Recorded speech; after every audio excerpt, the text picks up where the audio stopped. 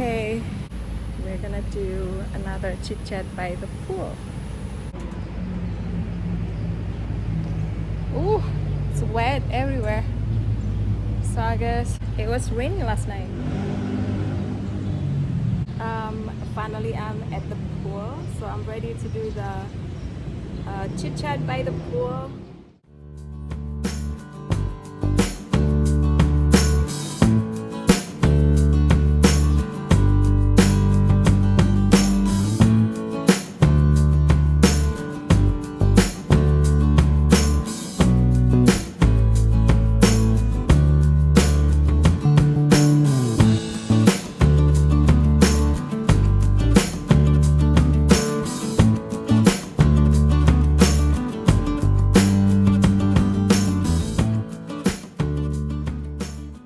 Today we're going to address something that is requested by one of my subscribers.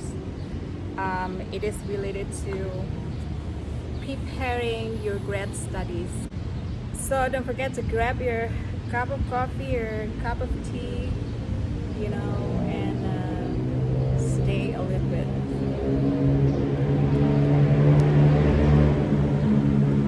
That motorbike, every time I start talking, then the noise from the street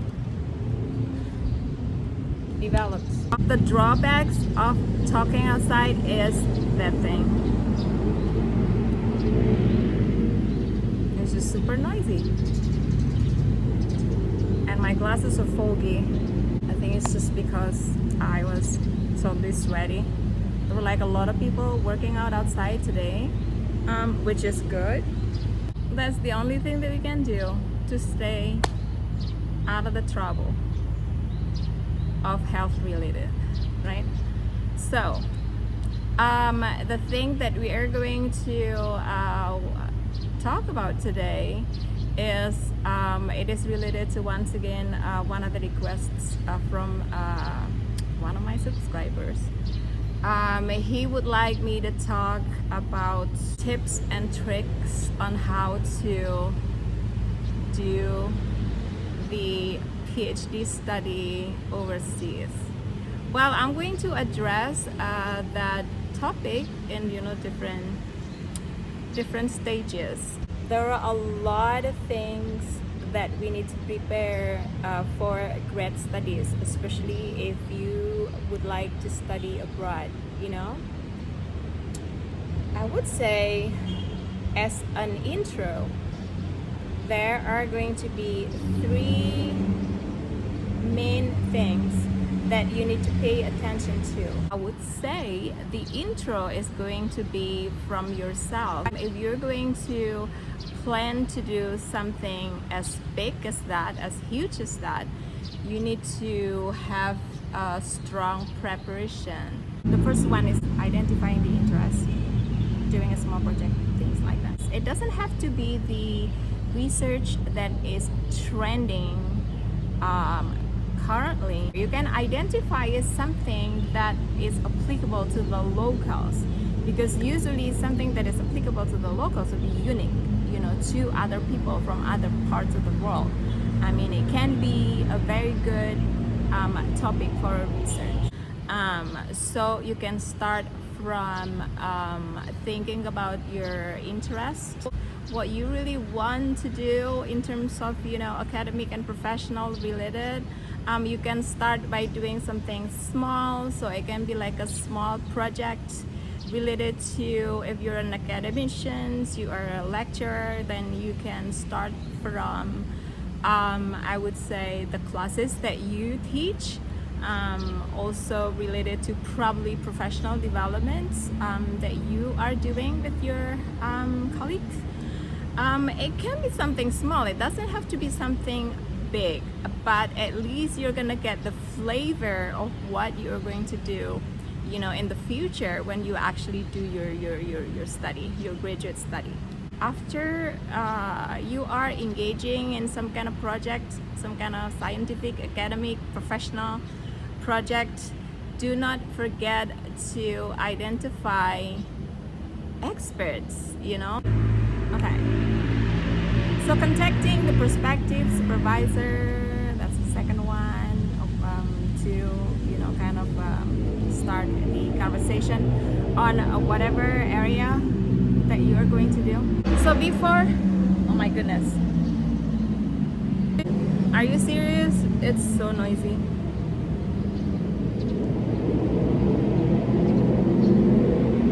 It's okay, we can wait. Oh my goodness, drives me crazy. Okay, so that kind of thing always makes me want to do namaste. Where were we? So an expert. Okay, you need to catch this fish. Okay, it can be a big fish, it can be a small fish. You should not care. The most important thing is that this guy, this expert, this somebody has to have the same interest, as you do. You can start some kind of communication with this expert, but one advice is that if you're contacting somebody from overseas, then you need to know the rules or the regulations on how to build a conversation with those people, because basically they are somebody that you are going to need support from, right? So you need to kind of putting yourself in a safe place, before starting the conversation. So we're gonna address this particular topic on how to communicate, academically, especially with experts from overseas, later in another video. So based on my personal experience, when I did my grad studies, both my master's and my PhD, I started from not very clear idea of what I wanted to do at that time. I mean, I wish I would have been more well prepared, in terms of my academic and my professional, preparation. I did not have a very clear idea of what I wanted to do at the time in terms of my research. Things like that, and then when I was connected to people at my university, then my point of view was open to something else. So I switched, from the original plan that I had from back home. Go. I switched to with whatever condition available during the time over there. Okay, so connecting yourself to expert, whatever expert, the most important thing is they come from the same area, so you can start the conversation together. And then from these experts, you need to get advice on whatever you're going to do. So it is very crucial to find the right people to work with. Trying to find somebody who is the right person is like trying to find, I would say, like a boyfriend or girlfriend. You cannot, it is very rare to be in the love at the first sight situation, right? The last one I would say before the road is getting too crazy, because it is super noisy. That's why I don't like talking in the pool.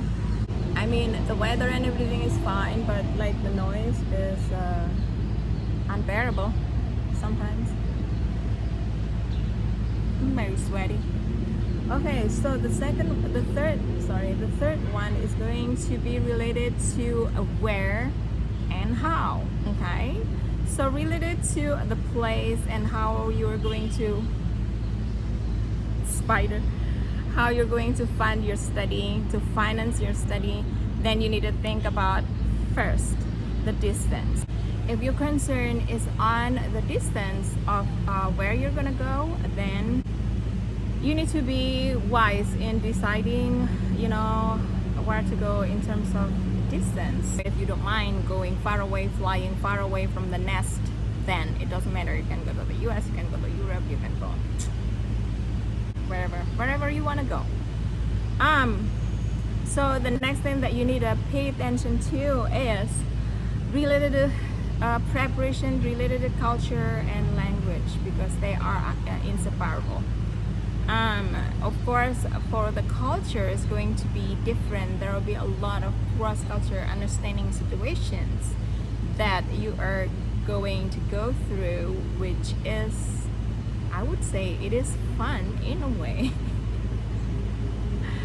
It won't be fun for some people. That's why there is a term, used for that, which is culture shock. I didn't experience culture shock when I went to the US, but I did experience a reverse culture shock when I returned back to Indonesia, because things are just different. Okay, and then especially the language. So prepare. You need to prepare ahead of time. This thing is very important. It's hard, I know, for some people. Foreign language.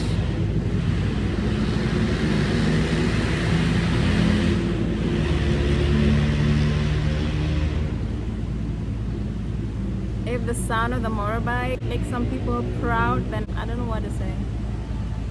So back to the foreign language score. I'm talking about English in this case. So you need to identify whether this particular country is going to require either TOEFL, test of English as a foreign language, or the IELTS.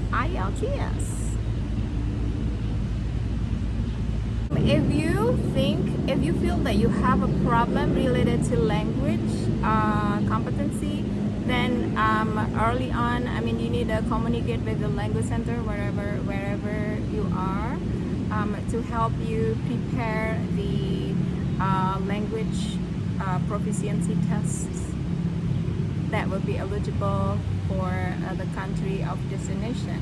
Okay. Well, I believe that study programs will require specific things, and especially if you go to the US, you need to think about preparing yourself for the graduate record exam, or GRE tests, and it is tough. Like, based on my experience, I had to repeat the test 3 times in order to be qualified for the grad school that I applied for last time.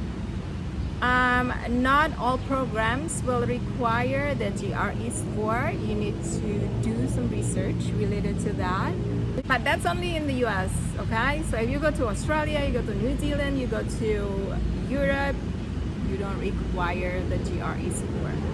Okay, so those type of requirements. And then the how thing, how are you going to fund your study?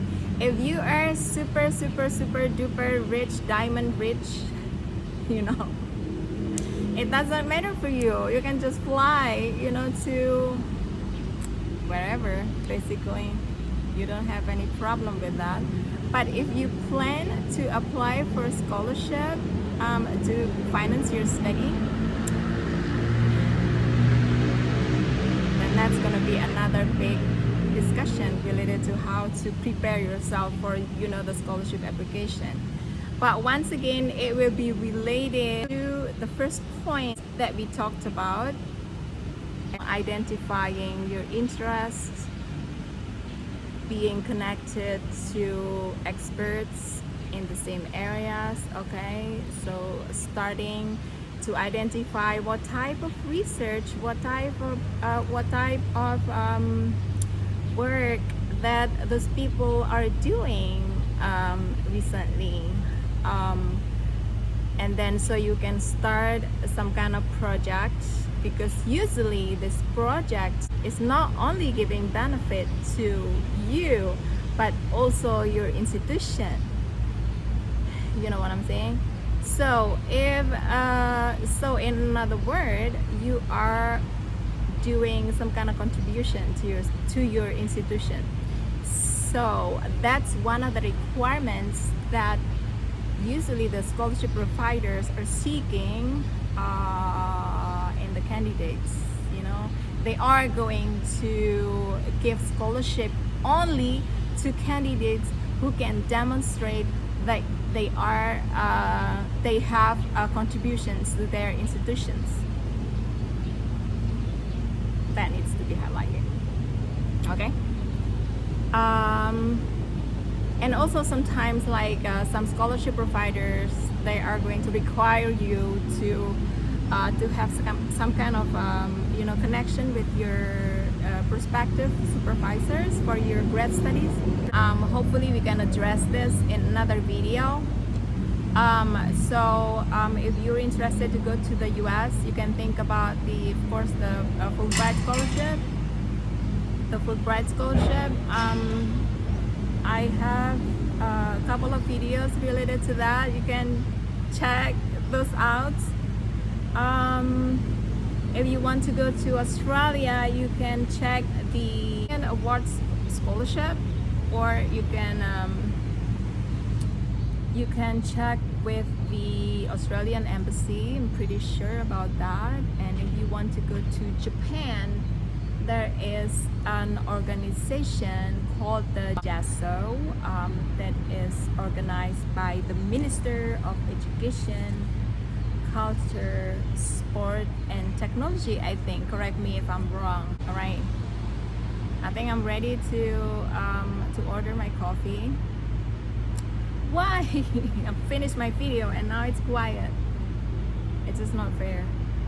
I'm ready to order my coffee. It's 8 a.m. already. I'm gonna go upstairs. Let me know if you would like to address specific things related to your grad studies preparation in the comment section below. If you like this type of video, don't forget to give me thumbs up. Click the little pineapple right in the corner to subscribe to my channel, and I want to see you in another video. Stay safe wherever you are. Take care of yourself and each other. Okay? I'm gonna see you very soon. Bye bye.